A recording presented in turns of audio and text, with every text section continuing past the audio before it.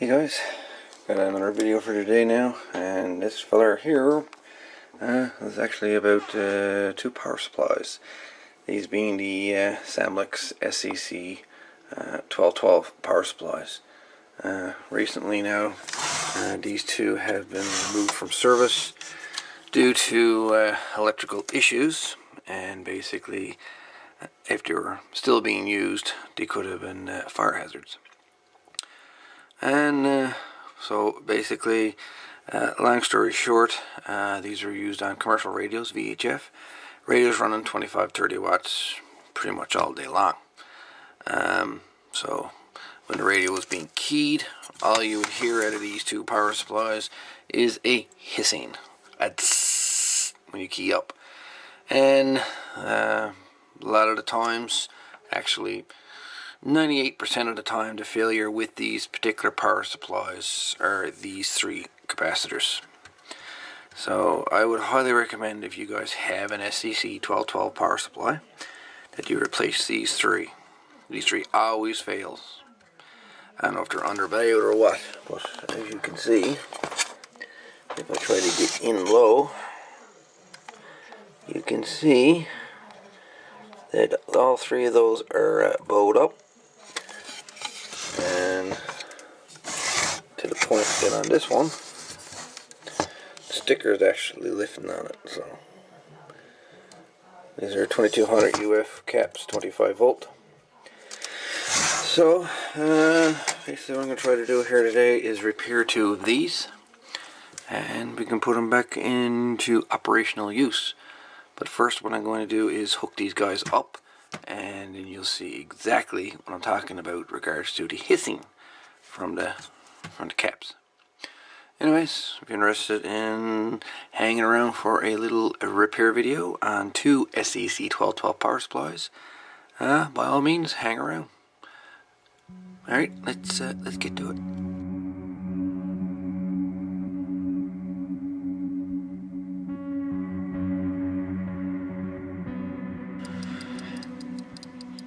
Not sure if you can hear that ticking sound there.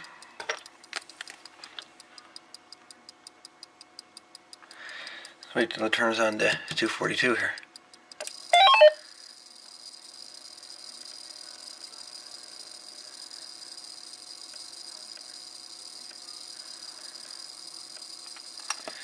It's not very good, do it?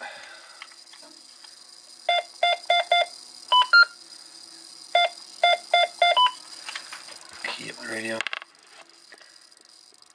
BO1 MDS testing. BO1 MDS testing. 1, 2, 3, 4, 5. 1, 2, 3, 4, 5. 5, 4, 3, 2, 1.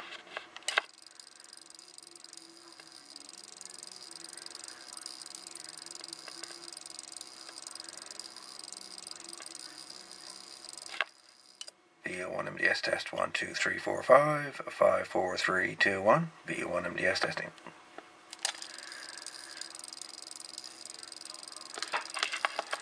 I've turned the radio off.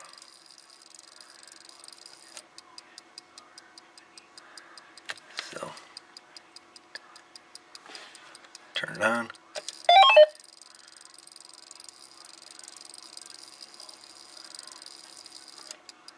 So yeah, these caps got to be changed. So as you heard in the video, these guys making a ticking and hissing sound. So we're going to replace three of these caps. As you can see the bulge on them. Not very good. 2200 UF 25 volt. So I'm going to rip them out and see if we can make that noise go away. Alright, so the board's been removed.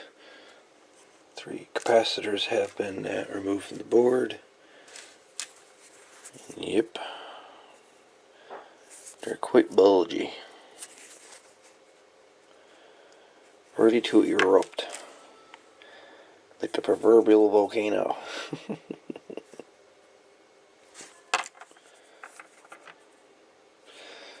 Anyways, 680 UF 25 volt. Anyways, let's get a couple of capacitors and stick in here and see where it goes. Alright, so managed to change out the capacitors. I didn't have the exact size it's supposed to be over here. Didn't have the 220 or 2200 UF 25 volt caps, but what I did have was these guys. Two capacitors in one tube. Basically these are 5000 UF at 40 volts. So there's more than enough juice storage on these here that'll compensate for two of those back there. So that's what I got done, and I got her wired in here. It goes right on over and solders to the board, as you can see. And I got the other capacitor changed right here. I got a 22 or a 1000 UF 35 volt capacitor stuck in there. There should be plenty enough to filter this thing, and we don't have to worry about capacitors exploding again. So again, HTX 242. She's on 146/500, and that is wired directly into this power supply. I got the voltage adjusted to 13.823. The voltage on the SEC-1212s can be adjusted by this here variable resistor right there. VR2 is where you adjust your voltage output to your terminals. And anyways, so let's try her out and see how well she works. There's a little bit of a voltage drop here, but let's put the radio on low power first and give her a try. And that's the meter, that's the voltmeter hooked up to the meter here. Victor Ocean 1, Mike Delta Sierra testing. 1 2 3 3 2 1. Alright. For whatever reason I just went up to 16 volts, which is, well, it's gotta be RF interference. Well, that was short-lived.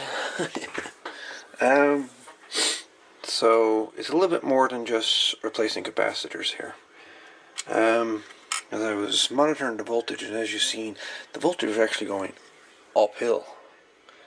Normally when a radio is drawing current, most of the time you'll see the voltage going downhill, but not uphill. That means there's a voltage regulating problem of such on the board. Well, I'm going to bring your attention to Exhibit A, which would be this here chip. The chip can either be a TL494, such as what's in this one, or actually it's a TL594. In this particular unit, it's a 1212. Now, there's an SEC-1223 that's based off this same board, and this is the schematic for the 1223. And what I've come to realize with this particular power supply, the output voltage right here can be adjusted to 13.8 volts DC, but a voltage adjust. That works fine under low current conditions, no problem. The minute that you put current on these terminals, the power supply is actually, instead of multiplying the current or giving you more, the current is also multiplying the voltage, which unfortunately is what's popping the three capacitors. C21, C22, and C23, I think that is it? We'll say C23. Anyway, this is three capacitors that were blown up in both of these power supplies. And the reason these are popping is not because the capacitors go bad. It's because the voltage under high current conditions, the voltage is increasing past the voltage rating of the capacitors, thus blowing them up. So what's going on here? First I thought, okay, maybe it's the half wave, maybe there's AC coming through here instead of DC. But that don't make sense because we got DC on the output. So the halfway bridge rectifier, which is this transistor here, which is this transistor here, is the halfway bridge rectifier for the output section. So you've got the AC plug-in, goes through transformer, blah blah blah blah, I guess regular power supply, no problem. All that goes in here, goes rectified, blah blah blah.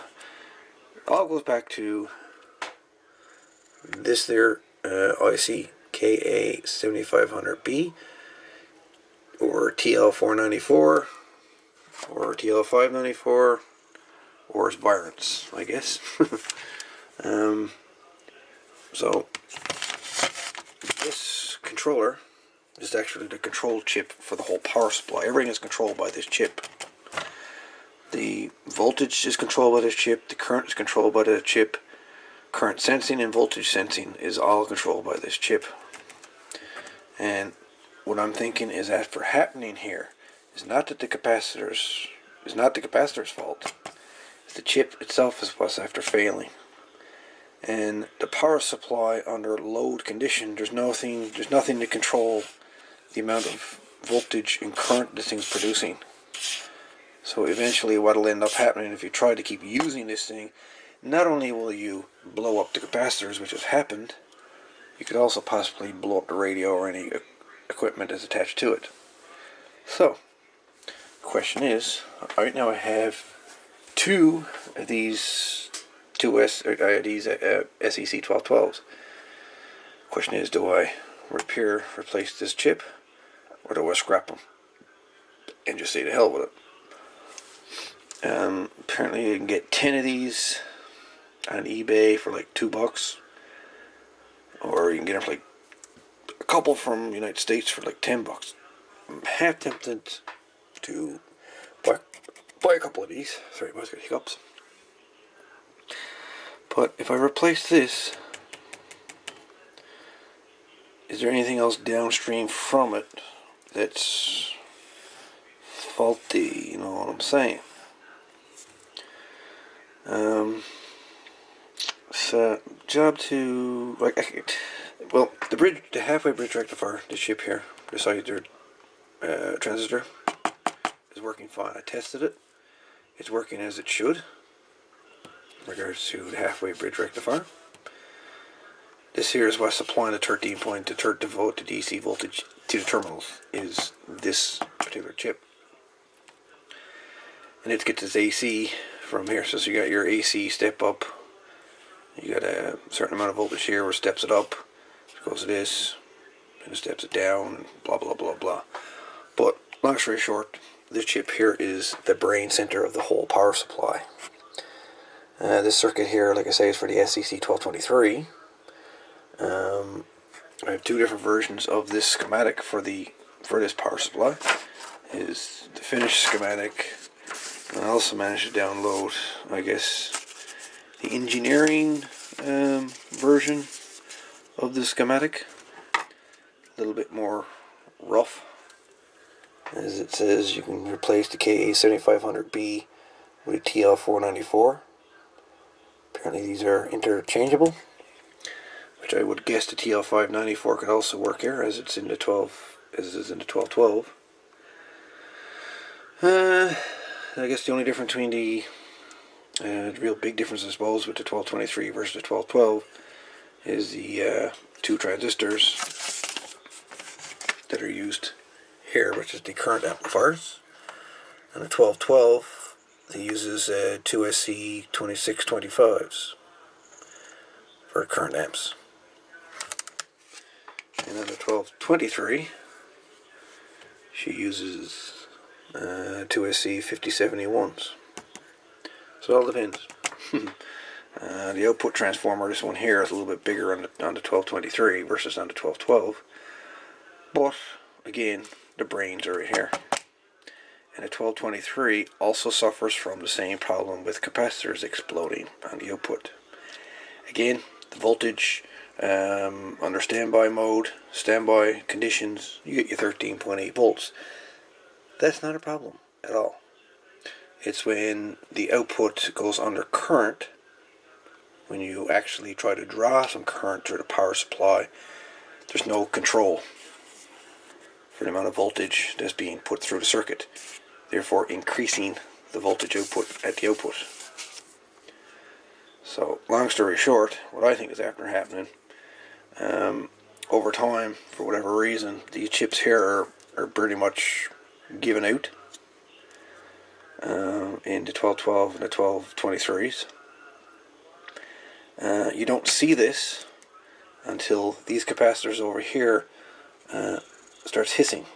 When you key up your radio, you hear a crackling in the power supply inside. It's because of these three caps. And the only reason three of these caps are going bad is because the voltage applied to them are getting higher than the rating of the caps, thus blown up. So, again,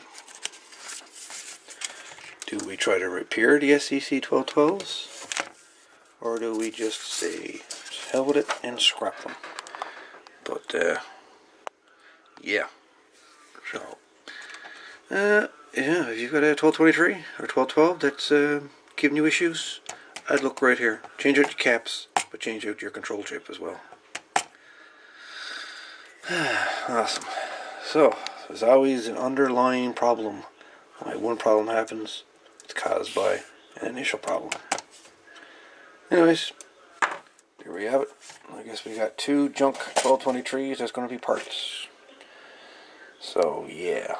Anyway, folks, that's pretty much it for today. This power supply is toast.